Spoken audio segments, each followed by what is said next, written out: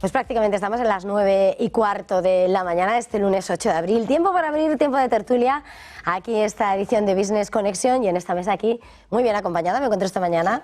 Allí, a ese lado de la mesa, se encuentra Elena Guanterros, directora general de Candriam para Iberia y Latinoamérica. Elena, bienvenida. ¿Qué tal? Buenos días, muchas gracias. A ti también, Juan José García Petit, director Global Investment Strategies de BBVA Asset Management en España. Bienvenido. Gracias a ti. Y completando la mesa, Borja Guiars, es director Iberia en Amiral Gestión. Bienvenido, Borja. Muchas gracias, Eva. Bueno, como siempre, para entrar en materia, os pido, ¿no?, una fotografía de cómo estáis viendo este momento del mercado, esta situación de los mercados. Por empezar, Juan José, ¿quiere empezar? Bueno, pues la verdad es que el mercado sigue un poco con la tónica que cerró el año pasado, ¿no? Yo creo que es bastante continuista. Seguimos pues con una visión bastante positiva de cómo va a evolucionar el mundo desde el punto de vista de crecimiento, desde el punto de vista de inflación, que era uno de los grandes riesgos que había sobre el mercado en los últimos meses. Y esto pues claramente se está trasladando desde el punto de vista del posicionamiento inversor con una actitud muy pro riesgo, ¿no? Y creo que de momento pues bueno, nos está dando la razón todo lo que estamos viendo, ¿no? Y bueno, pues un empezar de año pues muy positivo y esperemos que dure un poco más, ¿no? Elena. Sí, como decía Juan José, hemos descartado ya esa palabra de recesión y ahora curiosamente pues vuelven a oírse esa expresión de Goldilocks, ¿no?, de los ricitos de oro, ni demasiado frío ni demasiado caliente. Y es curioso, ¿no?, cómo ha cambiado ese ánimo inversor y como ya hemos descartado recesión, ahora hablamos que sí, un aterrizaje suave o ni siquiera aterrizaje, con lo cual pues un entorno de crecimiento bajo, con una inflación mucho más moderada o casi controlada y con un entorno de tipos en los que creemos pues que pronto veremos esas bajadas, con lo cual un escenario bueno para el inversor, tanto de renta fija como de renta variable. Han sido en ese momento y luego iremos a la estrategia. Borja. Bueno, parecido a lo que piensan mis compañeros. La verdad es que sí que creemos que ha podido haber un poco o un exceso de complacencia en el mercado. La verdad es que, como decíamos, ¿no?, yo creo que había muchos riesgos al principio del año que no se han terminado de materializar y la gente ha confiado a lo largo de todo este año en que no se iban a materializar, ¿no? Hablábamos de 7 bajadas de tipos al principio del año en Estados Unidos y ahora ya se habla, yo creo que en torno a 3. Entonces creo que ese exceso de complacencia que se vivía al principio del año pues sí que se ha materializado por parte de los inversores y a nosotros desde Amiral Gestión sí que nos ha sorprendido esa baja volatilidad que hemos vivido a lo largo de todo este año. Creemos que el momentum es bueno, pero todavía hay ciertos riesgos encima de la mesa y hay que ver cómo terminan de evolucionar, lo cual yo creo que es interesante o por lo menos hay que prestar atención a ser selectivos a lo largo de este año. Bueno, con esa fotografía que acabáis de poner sobre la mesa, sin lugar a dudas, hay muchos riesgos sobre la mesa. No sé si se evalúa como riesgo o no, porque al final las expectativas de los tipos se cotizan, se descuentan y no sé hasta qué punto es un riesgo o no. Pero es verdad que venimos de haber escuchado a Jerome Powell la semana pasada, se mantenía dentro del guión. Luego es verdad que dentro de la FED saltaba, ¿no?, Cascari diciendo, bueno, a lo mejor no hay que haber recortes de tipos de interés. No sé cómo veis ese escenario de economía americana, fortalece en el dato de empleo y sobre todo si se necesita esa bajada de tipos y de alguna manera, bueno, qué calendario realmente estáis barajando. Venga, Borja, por empezar contigo. Bueno, pues en Estados Unidos efectivamente yo creo que los datos macro son bastante positivos todos ellos. O sea, si atendemos exclusivamente a la macroeconomía, creemos que a día de hoy no hay razones para ver bajadas de tipos en el corto plazo. Al final los datos de crecimiento son buenos, el consumo sigue estando fuerte, la inflación de momento parece más resistente quizás de lo que se podía esperar y no está corrigiendo todo lo que se pretendía con estos tipos, con lo cual creemos que el mercado americano, incluyendo la parte del empleo que está también muy fuerte y creo que es la época o la temporada que más tiempo lleva por debajo del 4% en la historia del país, con lo cual creemos que los datos macroeconómicos a día de hoy no justifican esas bajadas de tipos de interés. Lógicamente, si rascamos un poco, pues efectivamente el nivel de deuda que tiene el país, un 123% sobre PIB a día de hoy, pues sí que te justifica, sabiendo que va a haber, creo que es 1/3 de la deuda que vence en el próximo año, pues por ese lado sí te justifican, ¿no?, esas bajadas de tipos de interés porque los costes de la deuda son bastante elevados. pero creemos que a día de hoy Estados Unidos está con vientos de cola y que sobre el papel pues tiene sentido todo lo que estamos viendo por parte de la FED, ¿no? Que vayan retrasando esas subidas de tipos, que cada vez sean menos y que ya haya gente que empiece a hablar de que quizás no haya ninguna subida de tipos este año, o sea, una bajada de tipos este año. O sea, que no hay fecha. Nosotros seguimos con el escenario principal de bajada de tipos en junio y 2 bajadas más hasta final de año. O sea, ese es nuestro escenario principal.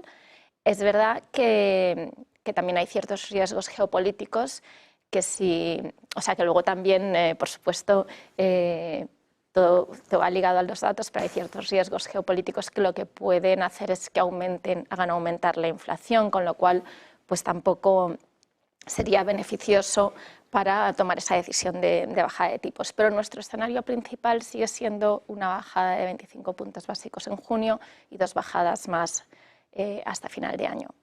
Y aunque todo lo que ha dicho Borja es correcto, el empleo sigue estando muy fuerte, se ve una ralentización, por lo menos en lo que es salarios, pero esperamos ver una ralentización mayor en los próximos meses y eso sería un poco el detonante para esa bajada de tipos, aunque de aquí a junio pueden pasar muchas cosas, ¿eh?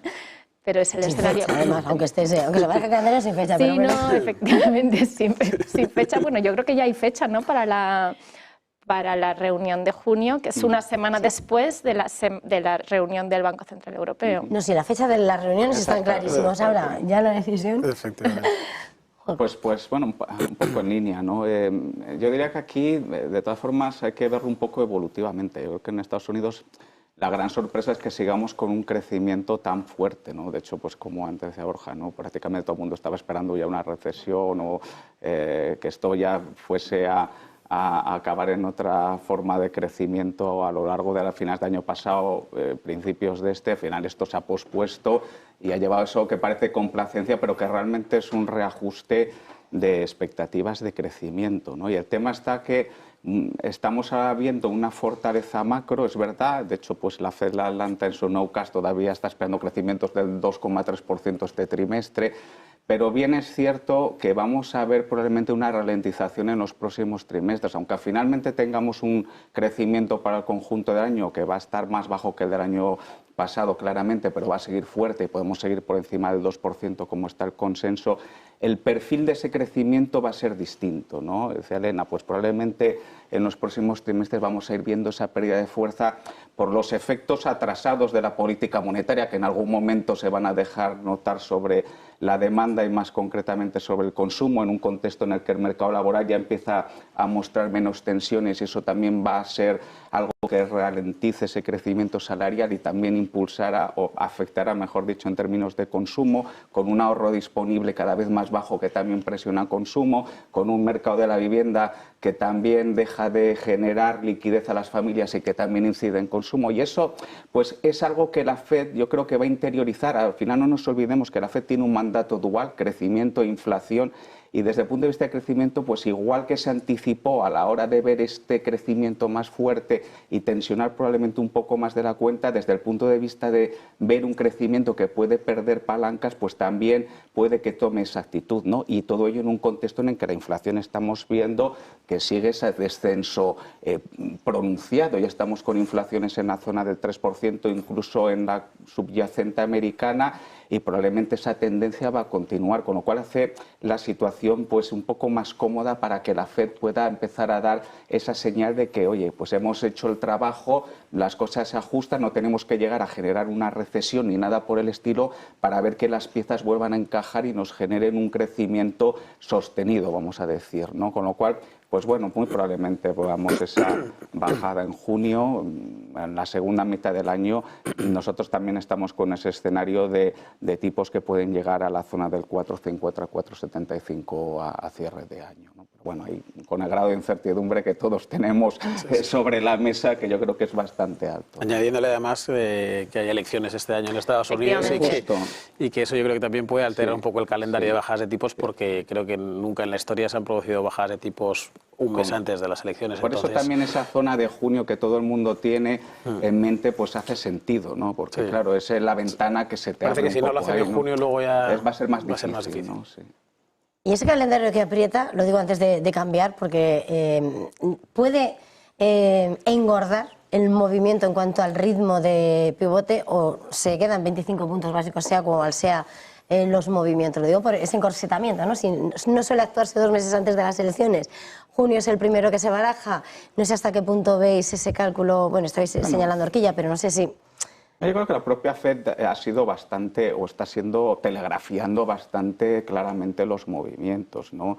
Y pues todavía parece que hay bastante disensión interna en qué se está cómodo haciendo y qué no, ¿no? Y lo que sí que parece es que si empiezan, van a empezar con cautela, vamos a decir de alguna manera, ¿no? Con una primera bajada, a mí me extrañaría ver que bajan 50 con una situación como la que antes comentábamos, ¿no? Con un crecimiento que a día de hoy está por encima del 2%, ¿no? Entonces parece difícil que vayamos a ver un movimiento tan agresivo, a no sé que pase algo por el camino que descarrile un poco la visión, ¿no? Y probablemente se tomen después de eso, no sé si va a ser continuado o incluso pueda haber una reunión de pausa y wait and see, ¿no? A ver qué sucede, ¿no? Sí, un poco la idea es que sean 25, yo creo que es lo que descuenta casi todo el mercado, por esa cautela y porque al final los datos estamos viendo una resiliencia importante en el crecimiento y realmente vemos que sí, poco a poco está bajando el nivel pues, de rentas, está bajando el precio de algunos bienes de consumo, pero la inflación en servicios sigue estando un poco, como llaman, pegajosa, ¿no? Y para eso pues necesitamos que se hagan las cosas con mucha cautela y con calma. Y luego ciertos movimientos que vamos a tener, o tanto de las elecciones como ciertos riesgos más geopolíticos, son inflacionistas, con lo cual hay que tener cautela en la bajada, ¿no? Para evitar que vuelva a haber más inflación.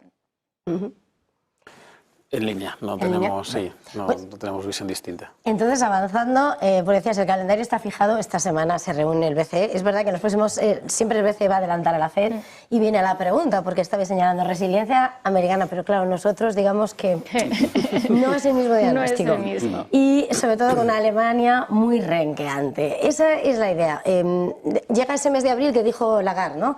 En abril vamos a tener datos, pero es en junio cuando vamos a tener más datos, sobre todo esos de salarios que esperan. Con lo cual, bueno, pues no sé cuál es ese escenario y preguntaros de alguna manera si, por supuesto, veis por delante al BCE, esta vez adelantando a la FED, rompiendo esa ley no escrita, ¿no? De que parece que esperamos siempre Powell. ¿Quién empieza? Bueno, nuestro escenario principal es que aunque sea una semana de diferencia, sí que el BCE puede perfectamente adelantar a la FED. Al final tiene una labor más sencilla en el sentido de que los datos son, la inflación está más baja que en Estados Unidos, el crecimiento es mucho menor en Europa que en Estados Unidos, las elecciones quizá no impactarían tanto y luego el mercado laboral es sano, está sano, pero no en todos los países igual, y lo que ha habido es una inflación en salarios menor también, con lo cual creemos que ahí no hay tantos obstáculos para bajada de tipos, ¿no? y que además pues, Europa sí necesita esa bajada de tipos desde el punto de vista de nuestra gestora. Creemos que no se equivocarían haciendo esa bajada de 25 puntos básicos y un poco lo que se espera es cada 2 reuniones otra bajada de 25.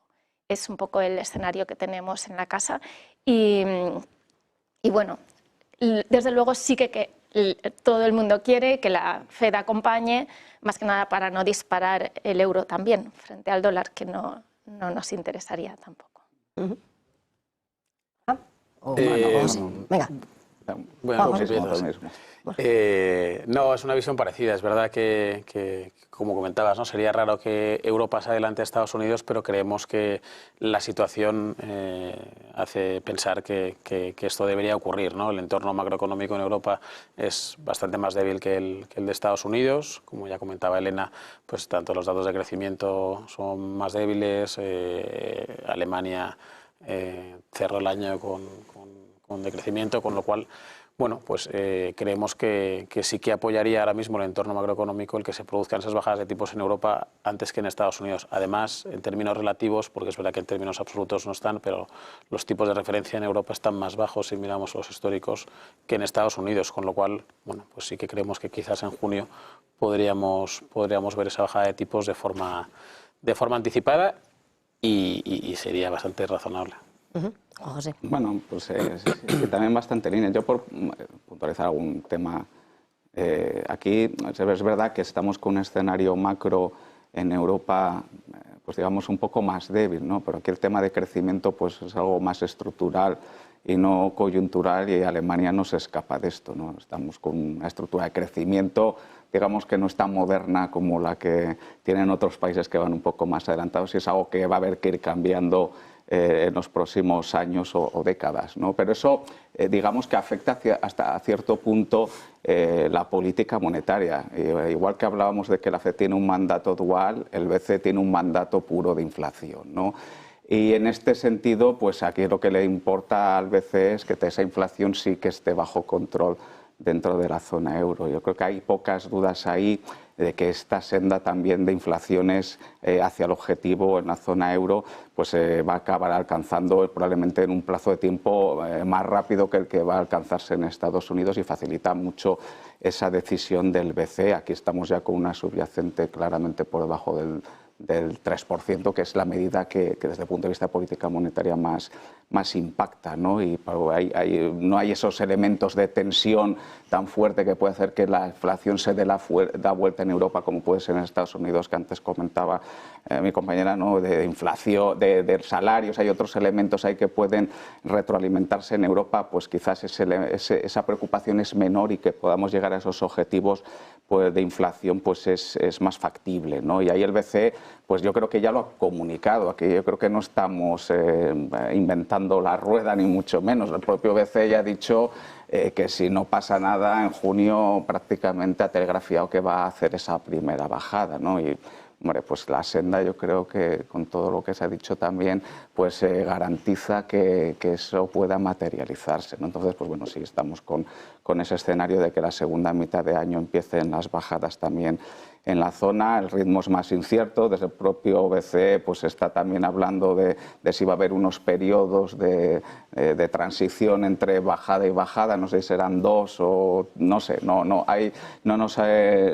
nos apuntamos tanto a hacer el timing de la decisión del BCE, porque el propio BCE tiene una forma de decidir también especial, ¿no? Entonces, pues el timing es incierto, pero sí que el path de ajustes pues sí que se va probablemente a materializar. Coincidimos en esta mitad de año, ¿no? En este escenario en el que estamos viendo y mirando al Banco Central Europeo, mirando un poco más hacia la estrategia, y en un momento en el que de alguna manera estamos viendo las diferencias y también bueno, a lo mejor tenemos que esperar, toma una decisión, se para, mira. No sé si os preocupa que se retrase mucho el recorte por parte de Alemania, y a la hora de escoger, por tanto, mercado, ¿qué preferís, si Europa o si Estados Unidos? Pues bueno, nosotros estamos positivos en renta variable en general, quizá más positivos en Estados Unidos que en Europa, también por las dinámicas de mercado y por la cantidad de sectores y de empresas interesantes en las que puedes invertir en Estados Unidos, pero hemos aumentado nuestra apuesta por Europa recientemente. O sea, en Estados Unidos ya estábamos positivos y recientemente hemos aumentado nuestra posición en Europa en renta variable, pero aún así seguimos más positivos en Estados Unidos que en Europa. Yo creo que en general este entorno es favorable para la renta variable. En la mayoría de los países hay oportunidades y bueno, yo creo que es también una cuestión de posicionamiento por sectores, de quizá ir favoreciendo a las empresas que se han quedado por detrás, porque todos sabemos, ¿no?, que realmente han sido 7 que han tirado el carro en los últimos meses, con lo cual ir favoreciendo también empresas y sectores que se han quedado un poco por detrás en términos de rentabilidad, con lo cual vemos un buen entorno para la renta variable. Sí, nosotros, Juan José. Nosotros también, vamos, que estamos muy en línea, ¿no? Seguimos con una exposición, llevamos ya meses con una sobreexposición en renta variable, sobre todo en desarrollados, y también quizás estamos rotando un poco con ese mayor peso hacia Europa en la medida que, claro, Estados Unidos pues, ya ha tenido un avance fortísimo en estos últimos meses. Ya llevamos prácticamente un 10% casi en lo que llevamos de año y Europa, pues claro, en este contexto pues, ha quedado algo rezagada y en términos de valoración pues sí que muestra pues, un atractivo superior ahora mismo a Estados Unidos y ese efecto de catch-up que antes comentaba también creemos que lo puede capitalizar, pero en un contexto en el que la renta variable pues claramente sigue teniendo un atractivo que de momento pues, nos hace estar expuestos en general también, ¿no? Y estamos bastante en línea. Borja. Bueno, nosotros también estamos positivos en renta variable, creemos que el momentum pues, favorece el incluir algo de riesgo en cartera. Quizás a diferencia de nuestros compañeros, nosotros vemos a día de hoy más valor en Europa que en Estados Unidos, principalmente por un tema de valoraciones y sobre todo en la parte de pequeñas compañías, es donde creemos que bueno, pues, hay una infravaloración, un descuento prácticamente histórico y donde creemos que hay una oportunidad muy interesante. Es verdad que en la parte de grandes compañías, en la parte de calidad, sí que nos gusta más Estados Unidos, pero porque en términos generales hay más oferta de este tipo de compañías y entonces es más fácil encontrar algunas con descuento, pero yo creo que es nuestro posicionamiento es un tanto particular porque esa parte de pequeñas compañías sí que vemos mucho valor en Europa y en la parte de grandes compañías quizás vemos más oportunidades en Estados Unidos. Por terminar un poco a la hora de diseñar esa estrategia, mirando a la renta fija, donde además todavía no han llegado esos recortes de tipos, ¿cuál es esa visión? Bueno, nosotros en renta fija no hemos cambiado mucho el posicionamiento que teníamos. Arrancábamos el año, sobre todo ya desde el año 2023, con un sesgo muy marcado hacia high yield, que seguimos manteniendo con duraciones cortas. Es un poco el posicionamiento que creemos que está dando buenos resultados este año y que creemos que puede seguir funcionando. Sí que estamos empezando a valorar, bueno, muy centrados geográficamente también en Europa. Sí que es cierto que estamos empezando a valorar en qué momento debemos empezar a incrementar duraciones en la cartera y quizás reducir ese riesgo de crédito a cambio de incluir riesgo de tipos en cartera, pero todavía no lo estamos haciendo. No, hasta que no tener algo más de visibilidad sobre esas bajadas de tipos, creemos que no tiene mucho sentido adelantarse o anticiparse. No creemos que haya una prisa por hacerlo porque creemos que va a haber tiempo para meter duraciones en cartera. Entonces, en renta fija eso, high yield en Europa con duraciones cortas, con la vista puesta en ir incrementando duraciones en el medio plazo. Juan José. Pues nosotros hemos estado también con un posicionamiento de sobreponderación en renta fija en general, con una preferencia cuando ya pues nosotros trabajamos más en rentabilidades ajustadas por riesgo por crédito y en este contexto pues un poco más sesgados hacia investment grade que high yield, pero bueno, sí es verdad que hemos estado incrementando recientemente algo la exposición a high yield europeo en los últimos meses, pero con un sesgo, como digo, más significativo hacia investment grade, que creemos que va a seguir también funcionando a lo largo del año, ¿no? Estamos también con duraciones bastante cortas en las carteras. Bien es cierto que últimamente hemos empezado a incrementar un poco en términos de duración desde los niveles que veníamos, pero bueno, en general sí seguimos también con ese posicionamiento de duraciones relativamente cortas. Ana. Pues muy parecido, la verdad es que muy parecido. Teníamos al principio de año una apuesta más por investment grade en duraciones cortas medias. Hemos ido aumentando un poquito la exposición a high yield, sobre todo en el rango WB. No nos queremos ir a empresas muy endeudadas y con baja calidad crediticia, pero sí en ese rango de crossover creemos que hay valor. Hemos tenido apuestas también por subordinadas de crédito, que nos aportan algo más de yield en empresas que son de alta calidad la verdad es que bastante positivos en renta fija en general. También nos gusta la deuda emergente. También vemos pues, una mejora de la calidad y unas rentabilidades muy interesantes. Y en este sentido, todo sin asumir mucho riesgo de tipos, vemos que las rentabilidades son interesantes. Yo creo que es un entorno pues, favorable para el inversor de renta fija y finalmente, bueno, no hay que olvidar pues, que un fondo monetario nos está dando rentabilidades muy atractivas también, con lo cual para el cliente conservador pues es un entorno favorable porque desde el monetario hasta fondos de high yield nos han aportado rentabilidad. Entonces creemos que una cartera diversificada, tanto en duraciones cortas, tanto en la parte de investment grade como high yield, es atractivo. Y en gobiernos, pues bueno, vemos un poquito menos de valor, pero cuando tengamos esa visión más clara de los tipos, también asumiremos duración. Bueno, no es que nada de tiempo, pero me digáis cada uno en un minuto dónde están los desafíos ahora mismo, porque quedan pendientes esos tipos, empiezan los resultados, ahora sí, los del año. Desafíos. Venga, Borja, empezamos.